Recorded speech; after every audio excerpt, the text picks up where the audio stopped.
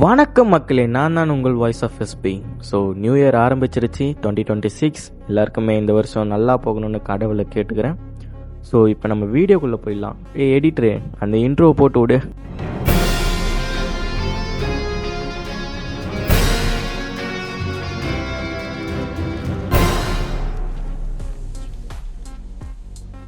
என்னடா எஸ்பி டப்பிங்கில் தானே இருந்த, என்ன புதுசாக வாய்ஸ் ஓவரில் தானே பார்க்குறீங்க? சும்மா ஒரு சேஞ்சுக்கு தான்.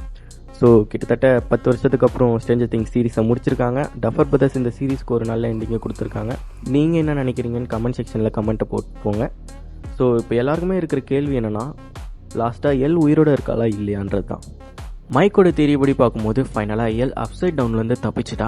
யாருக்குமே தெரியாமல் காளியோட ஹெல்ப் மூலயமா ஒரு இல்யூஷனை கிரியேட் பண்ணி அவள் அந்த அப்சைட் டவுன் பிரிட்ஜோடு சேர்ந்து அழியிற மாதிரி ஒரு கதையை உருவாக்கி டாக்டர் கேக்கும் நாமத்தை போட்டு ஃப்ரெண்ட்ஸ் அண்ட் ஃபேமிலிக்கு ஒரு ஹோப்பை கொடுத்துட்டு மைக் சொன்ன அந்த 3 வாட்டர் ஃபால்ஸ் தேடி அந்த ஊருக்குமே கடைசியாக போயிடறான். இதோட தான் ஃபைனலாக இந்த சீனை முடிச்சிருப்பாங்க.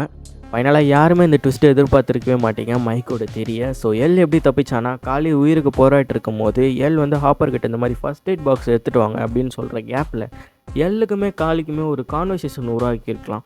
ஸோ இந்த மாதிரி என் உயிரை கொடுத்து ஒரு இல்லூஷன் உருவாக்கி நான் உன்னை தப்பிக்க வைக்கிறேன், இந்த அப்சைட் டவுன் விட்டு நீ தப்பிச்சு டாக்டர் கே கிட்டேருந்து மறைஞ்சி வேறு ஒரு வாழ்க்கையை புதுசாக உருவாக்கு அப்படின்னு சொல்லியிருக்கலாம்.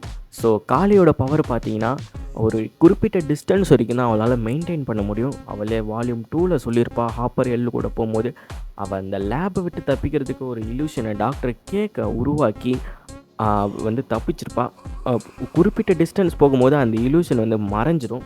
டிஸ்டன்ஸ் அதிகமாக இல்யூஷனோட பவரும் ரேஞ்சும் கம்மியாகிட்டே போகும்.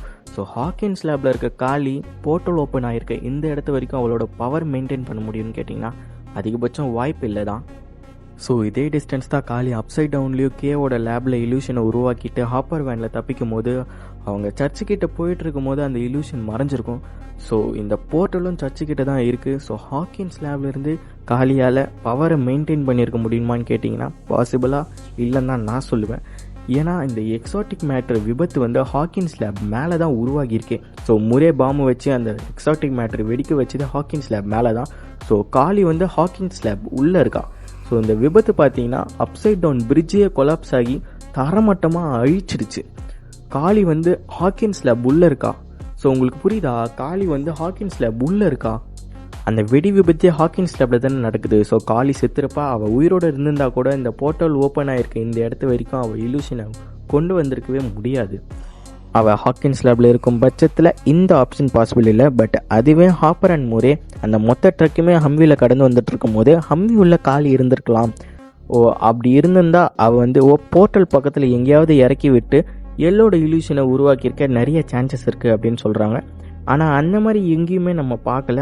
ஸோ காளி வந்து ஹாப்பர் அண்ட் முரேயோட ஹெல்ப் மூலிமா ஹாக்கின்ஸ் லேபை விட்டு தப்பிச்சு முரே அண்ட் ஹாப்பரோட ஹம்வியில் போயிருக்க சான்சஸ் இருக்குது. ஸோ எரிக்கா வந்து இந்த பக்கம் கிளார்க் கிட்ட பேசிகிட்டு இருக்கும்போது ட்ரக்கு வந்து ஹம்வியோட ஃபாஸ்ட்டு. ஆனால் அந்த சீனில் வந்து ட்ரக்கில் நிறைய பசங்க இருக்கிறதுனால ஹம்மி வந்து ட்ரக்கையே ஓவர் டேக் பண்ணி ஒரு 1/2 கிலோமீட்டர் முன்னாடி போகிற மாதிரி காட்டுறாங்க.